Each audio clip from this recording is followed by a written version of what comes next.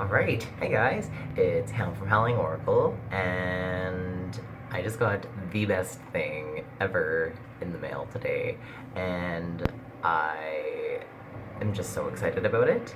Um, I got the Golden Thread Tarot courtesy of my mother as an early birthday present, and so it came in the mail today, and it was so fast. I don't even think a week went by and it was here. So I'm just ecstatic.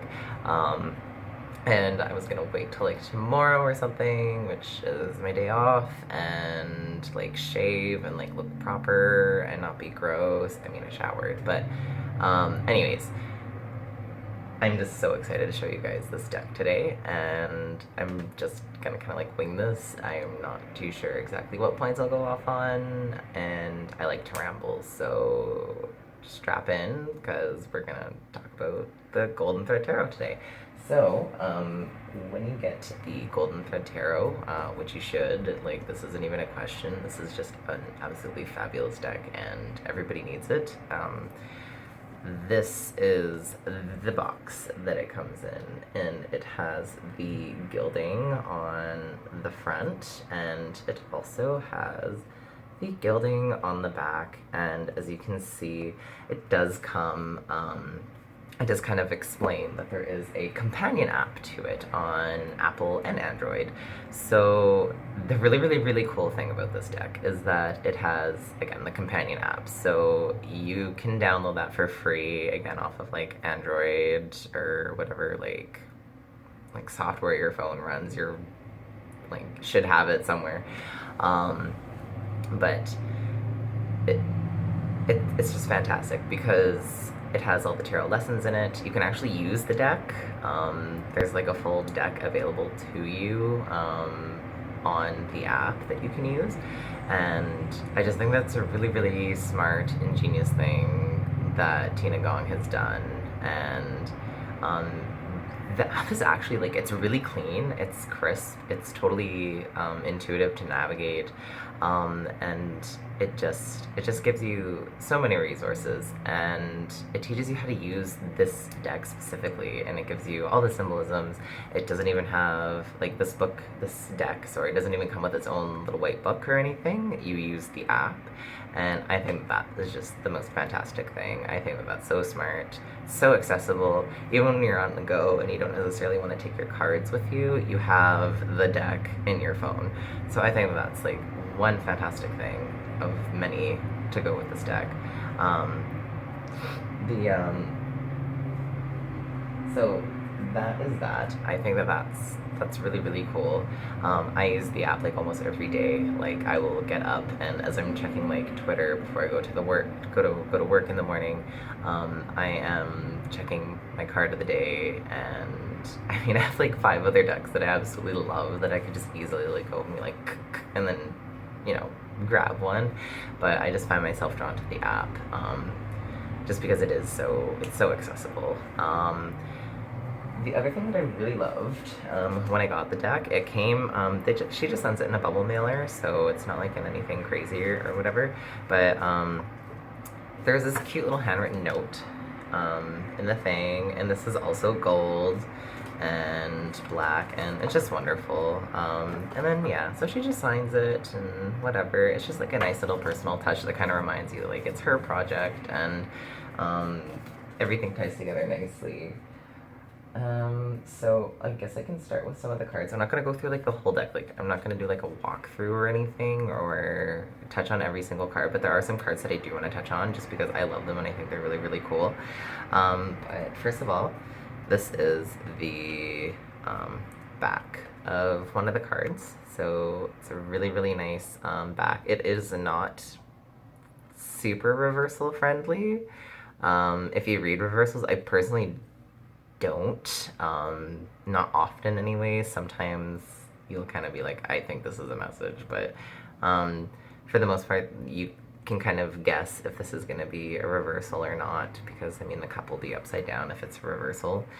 So that's one thing to keep in mind if you are somebody who really does use reversals in their practice, that this deck maybe isn't the best choice for that. I mean, if you can look past it and whatever. But yeah, not a reversal friendly deck. Um, However, the art on the cards is just exquisite and beautiful and perfect in every single way. And like I said, I'm not going to talk about every single card in the deck today because I just wanted to kind of like do this quick and just kind of like let you know, like, oh my god, like, look, it's fantastic, it's beautiful. And I mean, it's been all over Tumblr for a while now, and trust me, the pictures and stuff online just don't do the cards actually any justice. Like, they're so pretty in person, and they're just like so exciting to like actually like hold and whatever. Another thing that you'll notice is that the sides of the cards are, I mean, I'm almost kind of like surprised that they're not gilded. Like, all of the rest of like the illustrations and stuff are gilded, the backs are gilded, but the sides aren't gilded. And I just thought that that was like funny, and I mean, it doesn't take away anything from the deck at all. I mean, it's totally fine. It's white cardstock, right? You're gonna be used to this. This isn't anything new. But yeah, I just thought that it was kind of funny that like the whole deck is like gold and like fantastic, and then the sides are just like white cardstock. But again, that's a super overlookable feature or non-feature. I don't know. It depends on if you like gilding or not. But yeah, it's just a gorgeous deck. All in all, there is like not a single flaw with it. I just wanted to like talk about a couple of the cards, just because I do really, really like them. Just wanted to show this one off, just not for like any kind of particular reason, but just because I really like the art on it. I thought that the chariot in the Golden Thread Tarot was really well done. I liked the horses instead of the sphinxes or sphinx. I don't know what plural they use there. But yeah, so this is the chariot, and it has like the little emblem on the front of the chariot there, which is very complex and interlocking, etc., etc. So I think that that's some good imagery there for control, which is nice. But yeah, just a really pretty card. A card that I don't necessarily connect with a lot of the time, like I'm not terribly drawn to in any deck that I've come across in the past, is the World. The World in the Golden Thread Tarot, I just think it's gorgeous. I'm very much inspired by the World in this deck. And again, I have other decks that I just love religiously. Like, they're just wonderful decks and I worship them. But like the Tarot Muka is like my go-to deck. It's a gorgeous, gorgeous, gorgeous deck, and I could not be any more thrilled with it. But like, this beats the hell out of the World in the Tarot Muka deck. And I just like that the suits are expressed on the corners there for completion, etc., etc. And it's a really nice card, and I think that it gets the message across really well without having too many things going on. So it's really, really nice, and I just wanted to share that one because, again, it's not a card that I've ever really felt drawn to, but in this deck, I do. It is a standout for me for sure. So another one that I just wanted to share, just because just the sheer fact that it is like gorgeous, is the Hermit. And the Hermit is another card that I've never really felt particularly connected to, but I do really like the vast illumination kind of happening from his little lamp there at the edge of the cliff. And I think that that's a really nice way to capture the essence of the Hermit. It's obvious that there was some research that went into this deck, and it's just executed really, really nicely. And yeah, so that's another guy there. Another card that I like to take a look at across all decks. It's just my own little thing, and I'm sure many of you will have something similar to this, but there's the Four of Swords is one of those cards that I always like. I find it's expressed so differently between decks, and it's always one that I kind of like skip through really quickly to find. For whatever reason, I just find that it's just so drastically different, and I like to see how each artist expresses the Four of Swords. And in the in the Wildwood, it's a man pinned to the ground, sleeping by four swords with a butterfly overhead, and like The Tarot Muka, it's a sarcophagus, which is a little bit more classic, I suppose. Which is like the sword set into the actual stone. So you can, and the Four of Swords in the Golden Thread Tarot is just, it's simple, but it's just expressed so elegantly, and it's just beautiful, and it's just very forward and very honest and open. There's no frills, and it's just a beautiful card. Like I just love the gold gilding on the card so much, and yeah. So that's the Four of Swords for the Golden Thread. Again, it's always so interesting to see how each artist chooses to convey the Four of Swords, and I just think that Tina Gong has done such a great job with every single card in this deck, and this is again no exception. Also wanted to, oh, I think I grabbed the wrong one. Where is everything? And now I have everything upside down. Sorry, I think I lost the other one here that I wanted.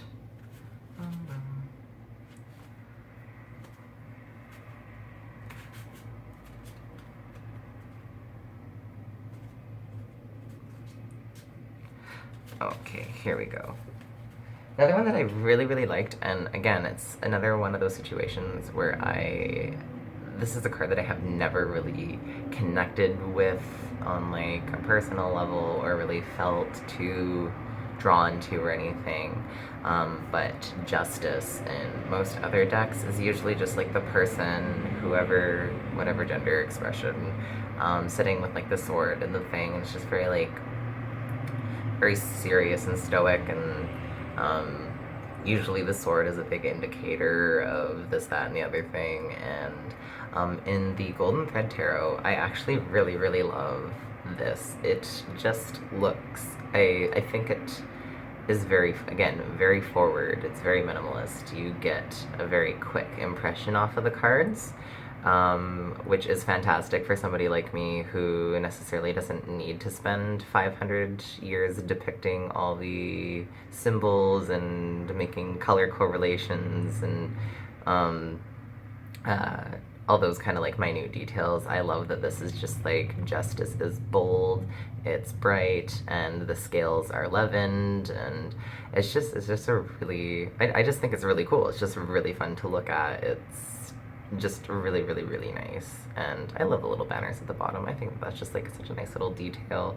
It's very very right now. I like the level of organization and like all the straight lines and stuff. Just really, really nice card. And that goes for like the whole deck. I was gonna share some other things on the deck too, but I mean, I would just be going on forever, but I just wanted to give you guys like a quick look at the Golden Thread Tarot by Tina Gong, again, by Tina Gong. And it's just an absolutely beautiful deck. Shipping was like super, super quick. Like I wasn't expecting it. Like we ordered it now because my birthday is on May 17th, and historically things from the States seem to take like 3 weeks to get here, no matter how close they are. Like I've had things like on the border like take like 3 weeks to get. Like the Cosmos Tarot was like, oh, it was just a huge problem. But the Cosmos Tarot is another one that you guys totally have to look at, and I think that should be doing a review for that one too, because that one was another one that I'm really excited about. I'm still really excited about. It's also really beautiful. But yeah, Golden Thread Tarot, fantastic. Go buy it. And just as like a mini disclaimer and whatever, Tina Gong and I are like no way friends, or like she doesn't endorse me or Howling Oracle or vice versa. Like just really, really have a lot of support for this deck and this artist. And yeah, again, the companion app is just super helpful, especially for people who are like just learning tarot. I think that the Golden Thread Tarot would be excellent for people who are just starting out. I totally just spit. I saw that, you saw that, whatever.